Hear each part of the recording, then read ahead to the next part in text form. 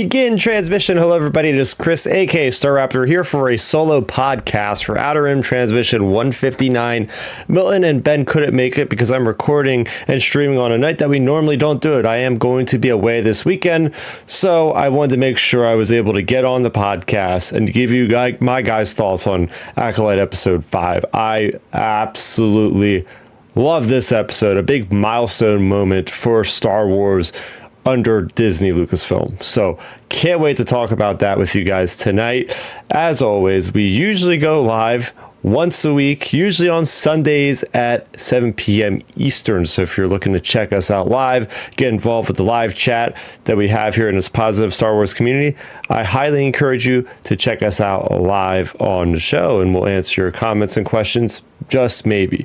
As far as listening to us on any podcast streaming app, you can do that. Just search Outer Rim Transmission on things like Spotify, on services like Apple, and leave us a rate and a comment on any platform that you find us on to help spread the message of Outer Rim Transmission to the masses out there. So, getting into it, my week in Star Wars, a little bit of a show and tell. So there you go. There's another incentive for you to watch on YouTube at youtube.com/Starrapter. I've picked up a couple Star Wars miniatures over the last several weeks, so I think now is a good time to show them off. So, of course, Atomic Mass Games, owned by Asmodee, is the supplier of Star Wars Shatterpoint and Star Wars Legion. So I got some cool things to show off that I've been sitting on for a few weeks. So getting into it, this one I've been waiting for a very long time. It's from Star Wars Legion. We have the Clone Commandos are officially in this darn game after several years. I feel like this is probably one of the most requested units in the game. Of course, for the Galactic Republic. And you can actually have multiple of these things. You can have like 3 squads of these dudes in here. You can even have one of them being Delta Squad. So you can have Delta Squad in your clone force, which is something people have been waiting for a very long time. They have special abilities if they're Delta Force. So very cool from the Republic Commando game. Jumping over to Star Wars Shatterpoint, I picked up a couple Dark Side boxes. This one I'm very excited for, and that is Today the Rebellion Dies Squad Pack. Yes, of course, we have Inferno Squad with Del Meeko, with Ida Versio, with Gideon Hask, and some other Special Forces guys in here. It's cool. You can, of course, have them with or without their helmets to join your Imperial Squad or whoever else you want to kit them with. And last but certainly not least, for Star Wars Shatterpoint, they have now started to release some Mandalorian era things, and now I've gotten my hands on You Have Something I Want Squad Pack featuring Moff Gideon, a Death Trooper, and 2 Dark Troopers. This is probably one of the most badass boxes of any Star Wars anything I've seen, because just the idea that we get Dark Troopers and a Death Trooper in the same box, one of my favorite character designs in a very long time. I am just absolutely hyped for this one. This is going to be fun to build. I'll be honest with you, I am so far from even getting to these guys, because over the last year I've been tackling my backlog of video games. So I'm put that miniature stuff to the side to kind of catch up on things. But one of these days, I'm going to get to it, and it's going to be so much fun to get back into it. Right now, I'm just in the middle of playing World of Warcraft Dragonflight, getting into the content before the War Within expansion hits later this summer. So, yeah, that is what I have been up to. Getting into out this week, we have Darth Maul Red, White, and Red. Now, you know, this is something that I cover on the channel regularly. I do my reviews. I have that on the channel. And me and Matthew Neugebauer over on the Star Wars Underworld YouTube channel, we do a show every Wednesday called Tractor Beam. It goes live every Wednesday at 9 p.m. Eastern. So me and him talked about Darth Maul. We also talked about the High Republic Adventure Saber for Hire issue number 3, which has Ty York going around the occlusion zone and trying to do good out there, trying to do good. So yeah, those are the things that came out this week. It's a very slow news week, which is just fine with me because I'm just itching to talk about the Acolyte. But the big thing that we had come out of literally left field yesterday morning is a bounty hunter video game remaster. You heard it. GameCube, 2000 something. The early 2000s, we had this great game called Bounty Hunter. You play as Jango Fett. You're going after this dark Jedi, and that's basically how he gets to be the template of the clone army. Dooku takes a liking to him. It's kind of like a contest, I think, if I remember correctly. It's like a whole bunch of different bounty hunters are trying to get after this person. Whoever wins gets to be the clone template. So that's awesome. This is a remaster. It's not a remake. So yeah, you're going to have those improved textures for, the higher resolution screens that we have nowadays. There's flashlights and darker areas. So there's some quality of life things, which was really cool. And apparently they're letting you play as Boba Fett skin that was originally in the game, but not completely in it. So it wasn't a thing at launch, but they had it in the code, and they were able to do it. A big asterisk, I'll say, for me being excited for this game is the idea that it's being developed by Asper. And I was burned so hard by Asper when it came to the Battlefront collection that came out in March. That game came out to the point where it was so broken they didn't even have an inverted configuration for controllers, and for me to play a shooter without inverted controls, it's just a headache. It's a lesson in frustration, and the idea that I had to pay $30 for a game that wasn't even ready, I immediately refunded it. So I'll say buyer beware on this one. Maybe wait a couple of days just to see if it was even, worthy of your time. Now, granted, the Battlefront collection also had a lot of multiplayer. Maybe there was an issue there as well. I know there was an issue there. So this game, Bounty Hunter, being a single player game, I could imagine it's going to be a lot easier for Asper to port it. But I was very curious because a couple of years ago, the PS4 ended up receiving, I think through PlayStation Plus or something, like you would get Bounty Hunter for free. And it was the first time on any current gen system that you could actually play that game. Because up until now, it hasn't been on Steam or any other way. Like you literally have to dig out your GameCube and play that and put it to play, the game. So very cool. This is one of my favorite games. I'm going to, hopefully, if it's good, have it on Steam and have it join my entire Star Wars collection of games over there where they live. But that also begs me to kind of ask the question, why now? Why Bounty Hunter Remaster now? Well, me and Matthew Neugebauer, we talked about this on the Tractor Beam. They are ending the Star Wars current crop of comics, Darth Vader and Star Wars, that are in between Empire Strikes Back and Return of the Jedi. That's all ending in September. And we have speculated that maybe they'll go into that, in between of Attack of the Clones and Phantom Menace. So what's to say maybe they'll continue the Jango Fett comic in some way, shape, or form with the bounty hunters and whatnot in this era. So maybe it's Lucasfilm saying, hey, let's drum up the hype for this new era. Let's put out this bounty hunter game. People love this one. Maybe it will tie into some stuff that they'll have in the comics. That's my hope. But other than that, I'm just really psyched to just finally have this game playable, on a modern system on my PC at will. So there you go. This is it, guys. There's really not much else to talk about this week, honestly. We're going to just dive in. Of course, spoilers will ensue for the Acolyte Episode 5 night. First of all, I had called this, basically. I didn't say it publicly, but I said in my head, all right, the last episode was named Day. This is going to be named Night. And yes, there you have it. This is one of the darkest moments in Star Wars, right? This I've gotten so many visceral reactions watching this 30-minute episode many times. I was cheering, fist pumping, just visceral reactions that I haven't had since the like of watching The Mandalorian Season 2 finale with Luke Skywalker showing up.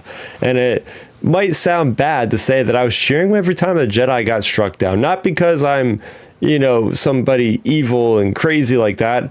It's just the fulfillment of the dream fan speculation that Lucasfilm would get into this territory of showing that they are not safe. The Jedi are not safe. Like, we're seeing them getting mowed down. We're seeing the promise that, okay, we're getting that darker Star Wars. You introduce a show called The Acolyte. There better be some dead Jedi along the way, because guess what? These guys can't know that there's a Sith running around. And yes, we're going to get into all that. Is he really a Sith? Is he not? Is he just kind of masquerading? Or is he just calling himself Sith? He believes he's a Sith, but he's not actually a Sith. There's so many theories going around, so much speculation. It's great to see because generally social media has been just a dumpster fire. I do not really integrate myself with any of it on positive or negative. I don't like to draw the drama in at any rate, but things have been a lot more positive, I could say, from just a cursory glance at what's happening on Twitter and Facebook. You're not seeing as many negative comments, so it's good to see that a lot of people are on board. A lot of people are on board with this episode. But I think the best way to start this is just jumping in from the beginning. And I like how we do the cold open. I like just like, she's delirious of being knocked out, Osha, and then just being in the thick of it, seeing the bearded Jedi just dead right there. And then getting to see, as we now know his name is the Stranger, just this awesome kinetic, very, very specific kind of lightsaber stance. And we do have a specific name for the lightsaber stance. I will have to figure that out as we're going along here. But it definitely evokes something we haven't even seen from the sequels. This definitely evokes more or less like that kind of, prequel vibe. It really is. That prequel vibe. And his okay, so this is coming from the StarWars.com episode guide for episode 5. The Stranger uses a style of lightsaber combat called Tricata, turning the saber on and off during combat. This is what I like. Like, this episode adds so much to the overall lore of Star Wars, being able to experiment and experience a brand new lightsaber combat.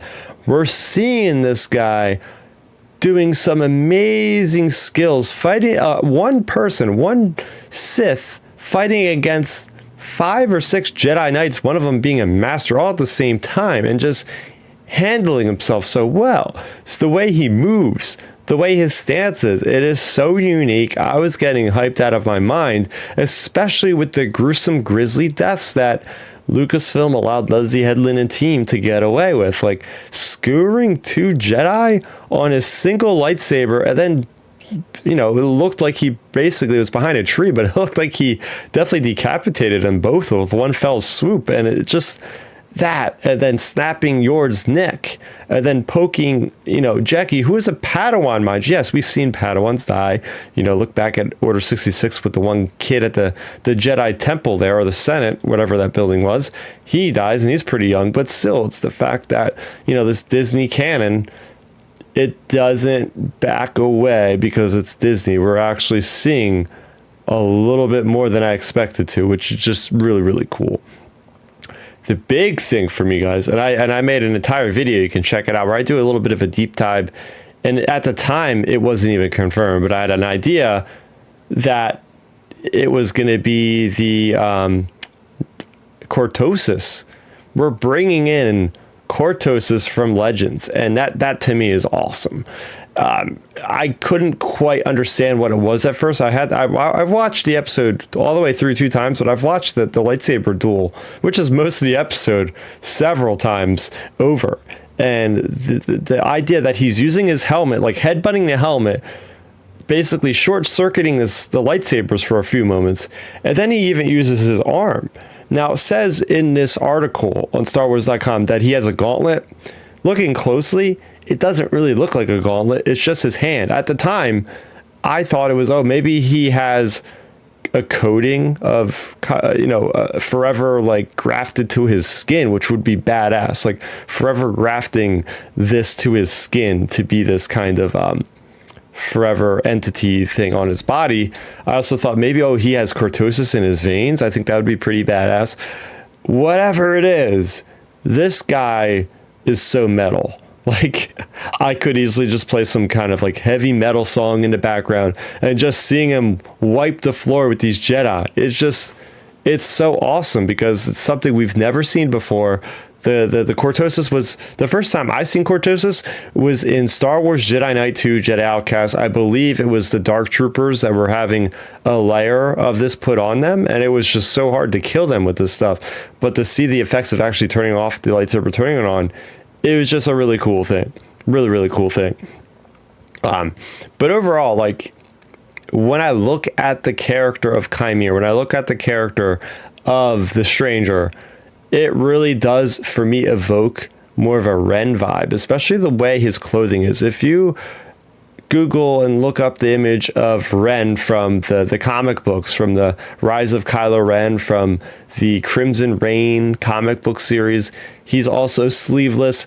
He has like that billowing cape and he has the helmet, and it looks very similar to this guy.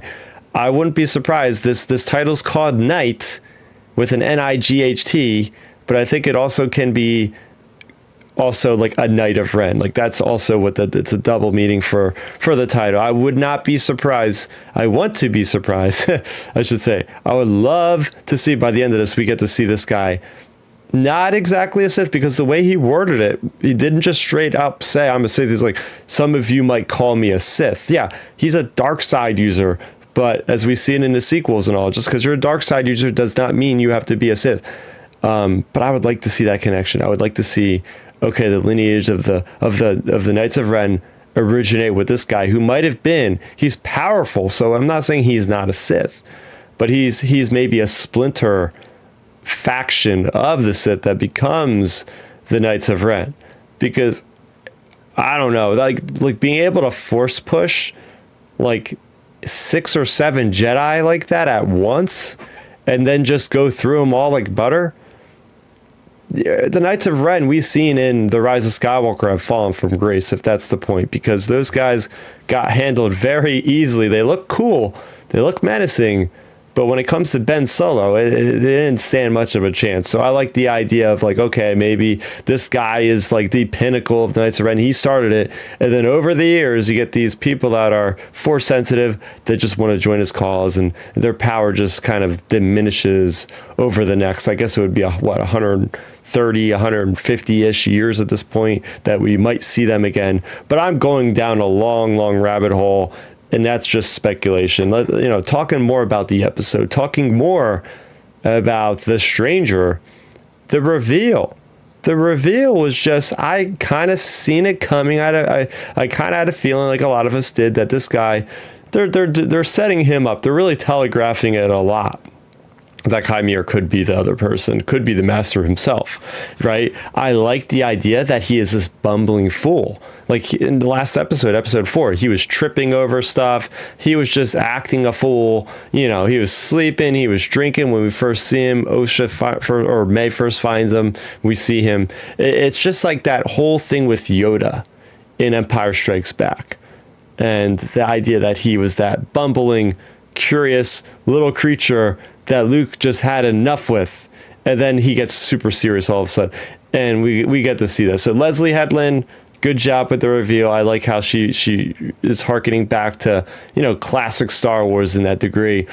But man, Manny Jacinto, like this guy is so good at the duality of going from Qimir and then going to the Stranger. And even when he had his mask revealed, his face revealed, he still kind of cuts back to and fro.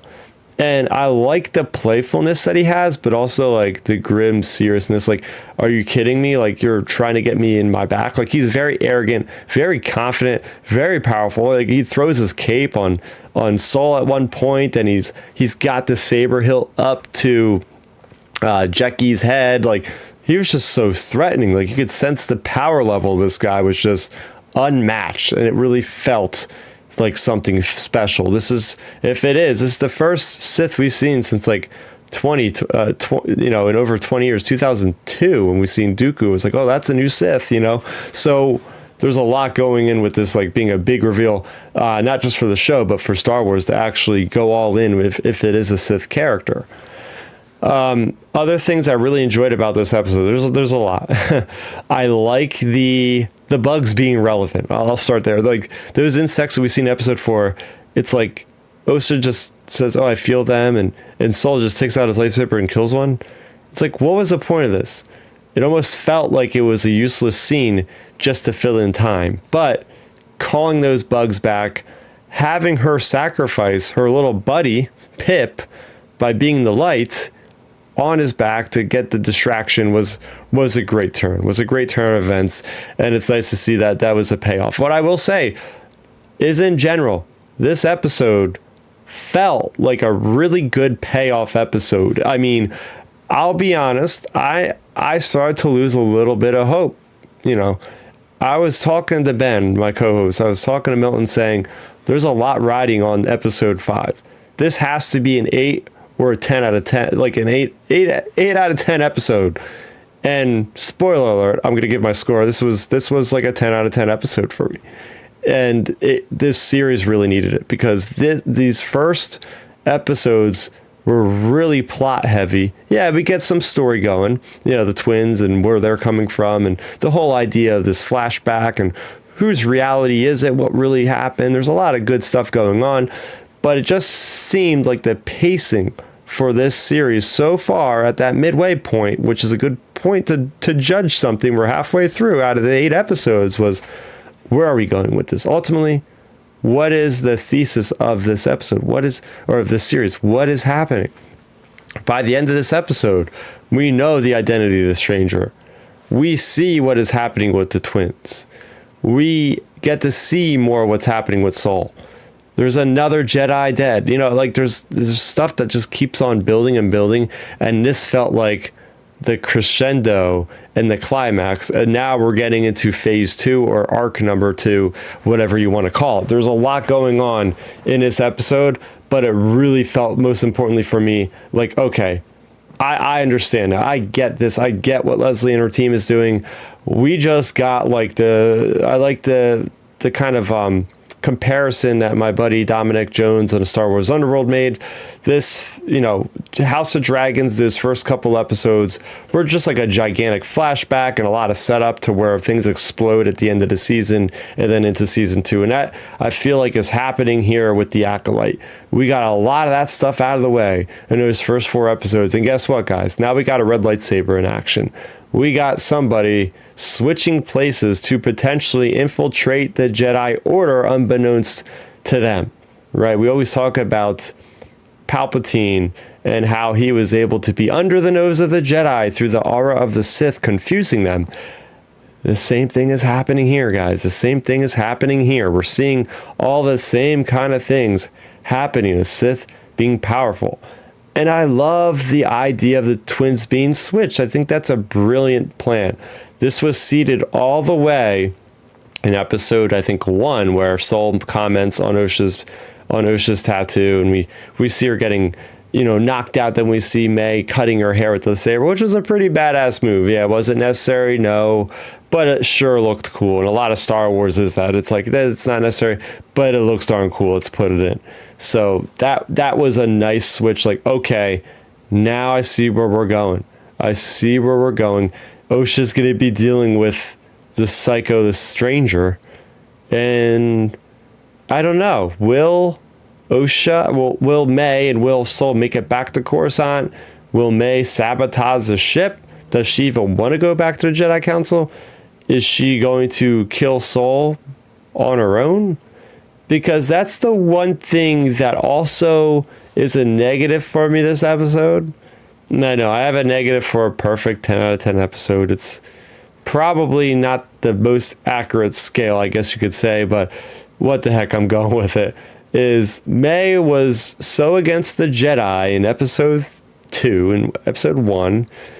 We get to episode 4, and it seemed like a sudden turn where it's like, oh, I don't have to be controlled by this master guy. I could just surrender myself to the Jedi.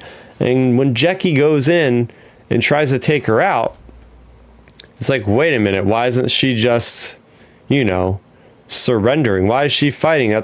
She just wanted to get taken by the Jedi and be done with this whole thing with the master.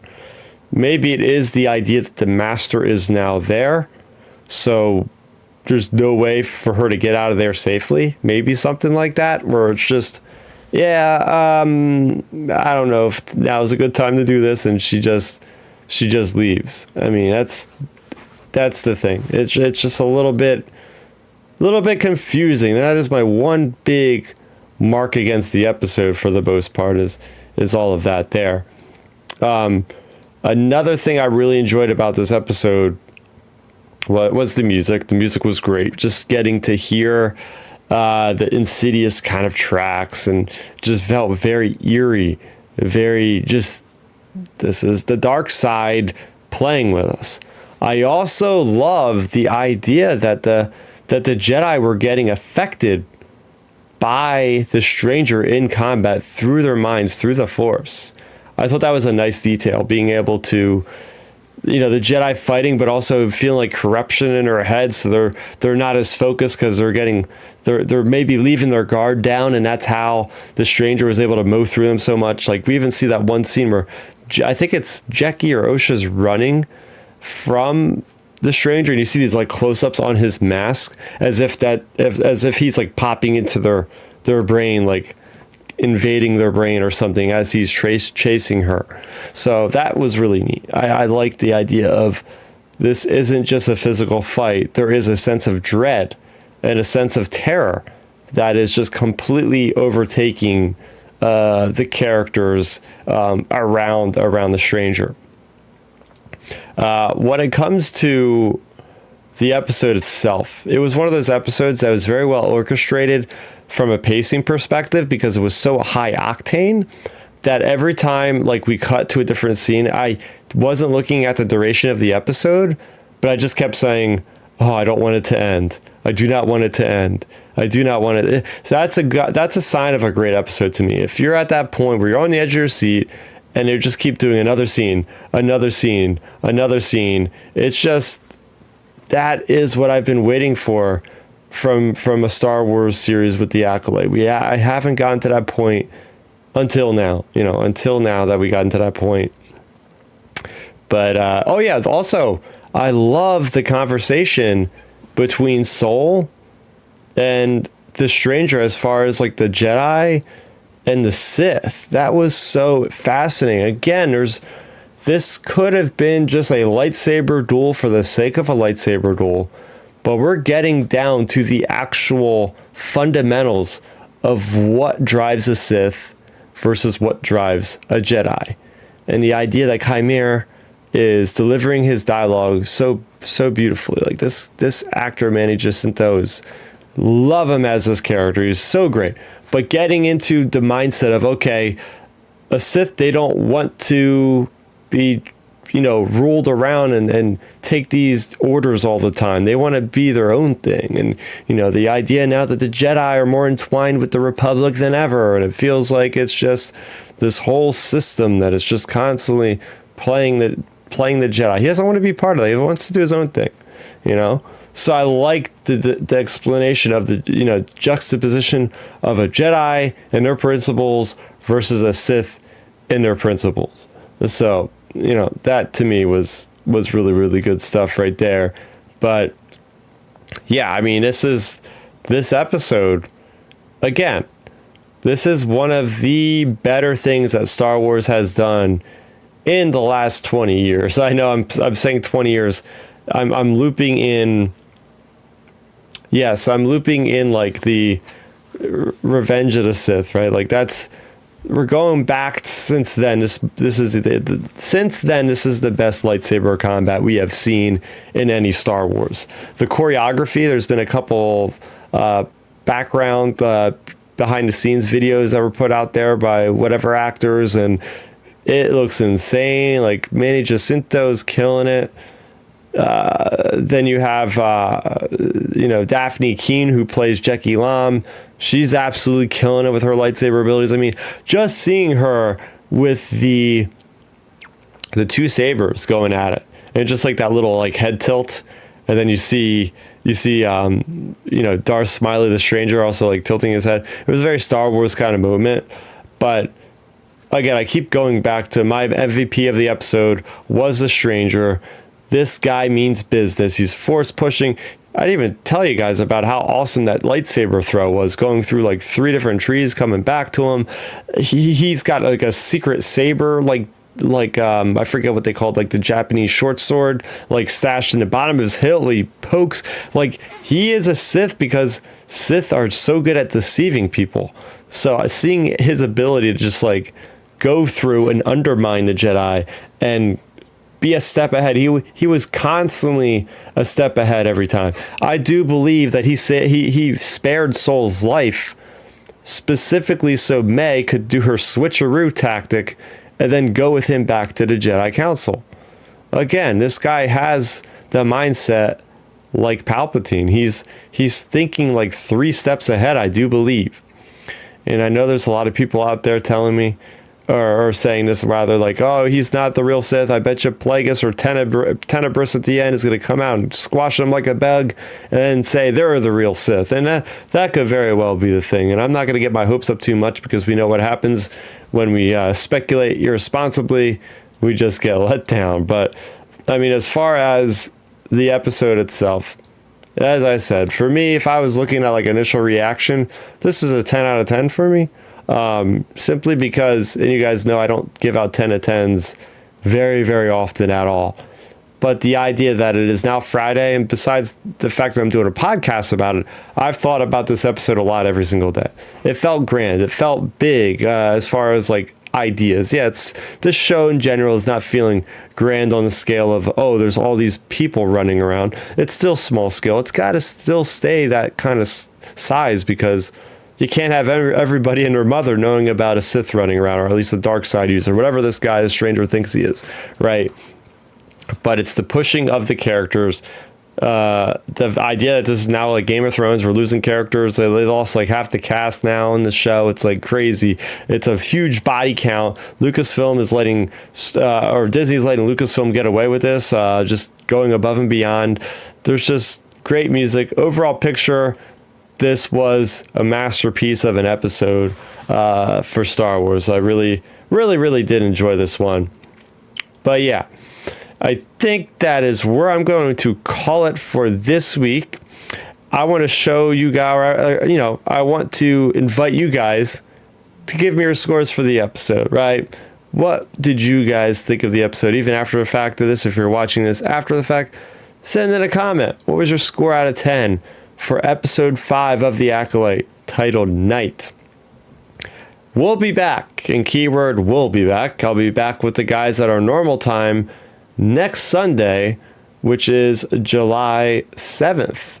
Yes, we'll be live at 9 o'clock, or sorry, at 7 o'clock Eastern time. In the meantime, you can keep up with all my content on youtube.com/Starrapter, and do go ahead and search Outer Rim Transmission if you prefer to listen to your podcast. Spotify, Apple Music, Amazon. We should be on all those places. If we aren't, just let me know.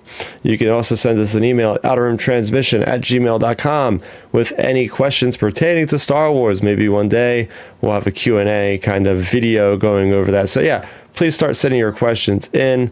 But yes, look forward to next week to have the full panel on here to talk all things Acolyte and whatever happens in the Star Wars galaxy before now and then. All right, so that's going to do it for Outer Rim Transmission episode 159. Hope you guys enjoyed my solo episode here. Until next time, may the Force be with you always, and transmission.